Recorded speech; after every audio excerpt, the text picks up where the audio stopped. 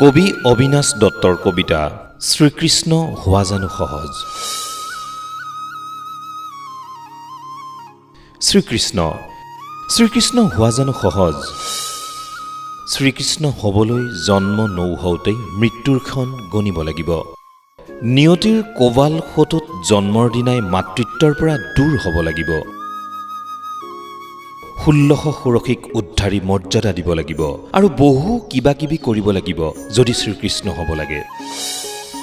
মনৰ নিজান পৰত বাঁহীৰ সুৰত মূৰ্ছিত গোপী, প্ৰেমৰ আন্দোলনত শোভাযাত্ৰা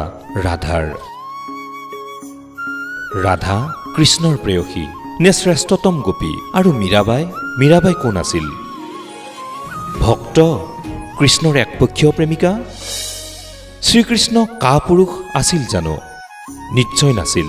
তেনেহলে মথুৰাৰ পৰা দ্বাৰকাত আনি ৰাজ্য প্ৰতিষ্ঠা কৰিছিল কিয়? শ্ৰীকৃষ্ণ যুদ্ধ বিৰুদ্ধ নে আন কিবা? সেয়ে শ্ৰীকৃষ্ণ হোৱা সহজ নাছিল। কৃষ্ণ আমিয়েই প্ৰতিনিয়ত হেজাৰটা ধুমুহালৈ হাঁহি থকা মুখবোৰ শ্ৰীকৃষ্ণ।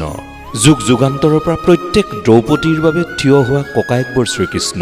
বিশ্বাসৰ বিশ্বাস ৰখাজন কৃষ্ণ। শ্ৰীকৃষ্ণ মহাভাৰতৰ মহাযোদ্ধা নাছিল। ৰাজনীতি কৰিছিল কৃষ্ণই, বিনা অস্ত্ৰে জিকিছিল যুদ্ধ। যুধিষ্ঠিৰ ৰজা আৰু গান্ধাৰীৰ অভিশাপত অভিশপ্ত শ্ৰীকৃষ্ণ। সেয়ে শ্ৰীকৃষ্ণ হোৱা জানো সহজ। সমুদ্ৰ তীৰত শান্ত সমাহিত দ্বাৰকা।